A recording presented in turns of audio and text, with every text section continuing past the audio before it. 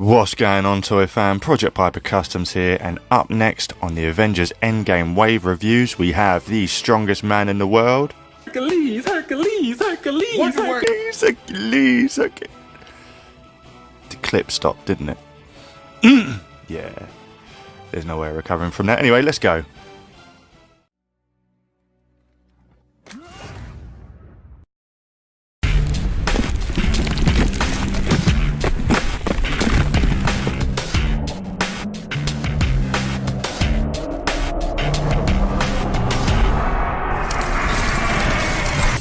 Welcome back, Toy Fam, and I have to say this may be already my favourite figure of the wave. I ain't even gotten him out of the packaging yet, but look at this guy. He's fucking huge. Lots of accessories, and he does come with Thanos' melon with the helmet on top. So let us spin him around. All promotional artwork per the usual, and once again collect all of these, not you, to get this guy, the Build-A-Figure Armoured Thanos. Little read up there, a bit like the Star Wars scrolling text, isn't it?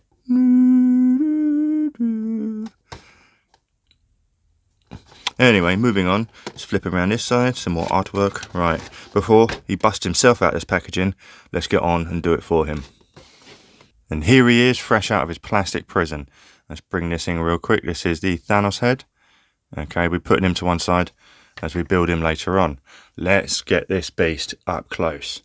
Okay, right, let's have a look at his deco. First off the bat, the eye paint is really well done. Only disappointing really is the amount of accessories that he did come with. There was no alternate head. He's stuck with this grinning face, which is fine if you want to show off for the ladies. But when you're in combat, this is not exactly the facial expression you're going to be giving your enemy. But nevertheless, let's have a look closer. I did notice a couple of paint imperfections on the beard itself. I think it's just a little bit of a paint bleed just there, and yeah, may have missed a couple of areas too, but not too bad. Other than that, it's pretty clean on the eyebrows. The hair itself just looks to be one colour round the back. Nice little man bun you got there. Okay, let's bring it forward. Loving the painted on chest hair and basically all the body hair. That's really nice detail. Fucking arms are huge. And a message to all my customizers: these are removable. What'd you say, boys? We have some flesh, muscle bound arms for fodder. Pick up as many Hercules as you can. Okay, this here, his harness, is one loose piece, which is great. And if it does ride up like that, shimmy down, and it does stay put for the most part. But just obviously keep an eye on that if you're posing him up for toy photography. You don't want him looking stupid. Okay, but that's really nice, and it's loose so it doesn't hinder articulation, but we'll get into that later. Really nice emblem on the front, looks like the lion, and a little sort of broken emblem there. He's got his Batman utility belt, and also what I love, which we'll get into later with accessories, he has storage for them. So he has two sheaths there for his swords, which is really cool. To come down to the best part of the figure, this is all the detail on the trousers that he's wearing. Okay, he's got some nice texture going on, really good paintwork. He's actually got a cup as well, brilliant. And yeah, obviously the knee pads act really well with the double joint. So double strapped boots, really nice detail. I think this probably is the one guy out the wave they put the most into the budget for. So spin him around real quick. Yeah, fixed up and looking sharp. Moving on to his accessories. Now he is the one out of the wave that comes with the most, I believe. So let's start with the hands. He comes with two alternate hands, which are gripping hands for the swords. He has two fists on him, so two pairs in total. Okay, let's have a look at these quick. Right.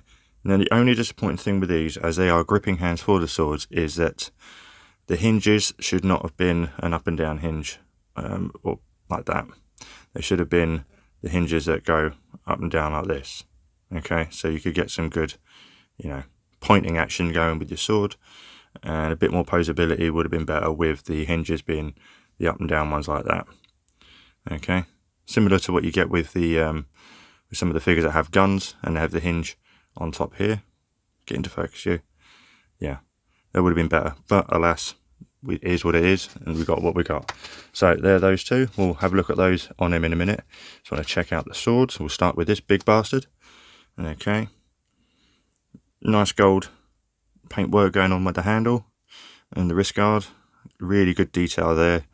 Obviously a lot of weathered scratches and cracks going on, as he's meant to be an ancient warrior of myth, so no doubt his weapons would have aged along with him, and obviously some dings and whatnot on the actual blade itself. Not real much paint going on with the blade. It looks like just to be a silver coloured plastic, but the sculpt on it is really nice. Okay, so if you did want to give it a quick dry brush with some metallic silver, that'll bring it up really cool. Okay, so there we are. Put that down, and then this is his second weapon, which is this axe, mace, both mace axe. Yeah, so again, not much paint going on with the head of it itself, but a lot of weathered detail and scratches, and some more detail coming on down with the handle, like some wraps. Again, not real much paint work going on, but all the detail is there, including into the handle. Awesome. Okay, so let's try this stuff on him. Let's pull these out. These should just easily pop out, which they do, just like that. Okay, let's pop him in, and that was simple enough. Let's try this one in his hand. Now these again are malleable, so they're not quite, they're not tough. You can just stretch them open, so you're not far enough. Okay, so there you go. There's one. And here he is with both of his weapons in hand. Okay, now let's take a look at what they look like in his back. So let's just pop that off, and I believe this big one will go in here, which it does. It's a nice snug fit. Pop it about, say, just where it's just stops becoming wide. Because if you go there, it will fit, but you can also, that's where it gets tight on the sheath, just there. So that pops in. Let's have a look at his mace. Okay, and that will just slide in. That's a bit stiff. Okay, one thing I did notice about the axe is at the top is removable. Okay, so that's how you get it into the back properly. I struggled before, so let's do this now. Alright, so with that you can just slide it all the way up, get the head, okay, and you pop it in. This is where it gets a bit fiddly, till you hear the pop, and you can just hook straight in. So got it in, and sits nicely just there, and yeah, they don't interfere with each other, and he looks pretty badass with both of them just there on his back. Actually, this is really good, really good. We don't get this enough with the figures, so take notes, Hasbro. More of this shit, please. Moving on to articulation, let's bring him forward. Now, I'm not sure what kind of buck this is. This was originally. Obviously, I guess it's one that's been reused before. I just can't place it anywhere from previous figures right now. But obviously, the articulation pretty much remains the same for most Marvel Legends. So, but we're going to go over it anyway. Okay, so obviously, head is on a ball peg. Can look up that much. There's quite a bit of gappage though, so you can do that. Okay, and then down that there, and obviously side to side. Okay, shoulders. Can do a full 360. There is no butterfly joint, unfortunately, but not bad. It's really well definition. Well defined muscle tone sculpture going on. Yep, we have a rotation at the bicep. Okay, they can twist all the way around. Double joints at the elbow. Okay, for some good boom. Yeah, good action there. Yeah. Nothing at the forearm, but then of course with the fist, there should be an up and down swivel, unlike the gripping hands as well. That should have been a side to side hinge, but they're not. So yeah, we've got a swivel at the wrist and up and down on the hinge. That's for both. Decent ab crunch, especially with this, obviously, which is also removable. This whole harness belt thing, so it pops open there, and you can remove the whole thing off his person. So let's struggle to put that back on. Oh, not bad, did it well. So yeah, with it on, you can go that far and crunch down really well. Not bad. And of course for the legs, we've got that much of a Van Damme, not bad. And you can kick up that far. Not much on the back, but more than most. Okay, double joint at the knee, which is I like how they've included the knee pad as the joint itself, you know. Yep, upper thigh swivel, and there is a boot cut here, which is lovely. And of course then your rocker can go down pretty far, can come up pretty far, and it can rock back and back and forth and forth. There you go. Okay, so Mr. Herc is one flexible man. There you go. Moving on to some size comparisons, and here we have him next to the Marvel Legends Cable and the Marvel Legends MCU Avengers Infinity War Thor. And here he is next to the Marvel Legends Build-A-Figure Kingpin and the Mezco Commander Rogers. And here he is next to the Mafex Marvel Comics Spider-Man and the NECA Raphael Teenage Mutant Ninja Turtle. And lastly, here he is next to the two others that I've reviewed from this wave so far, and we have him next to Citizen V and Avengers Infinity War Ebony Maw. Final thoughts on this figure, and he is an absolute beast. Most definitely the best figure of the wave thus far, with lots of accessories and lots of detail.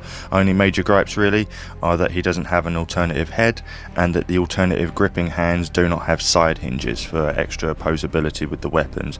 Other than that, he is absolutely perfect, so definitely get him whilst you can. He's going for cheap, especially in the UK retailers, but there's a good chance he won't be around for long. I can see him being the sought after figure of the wave for sure.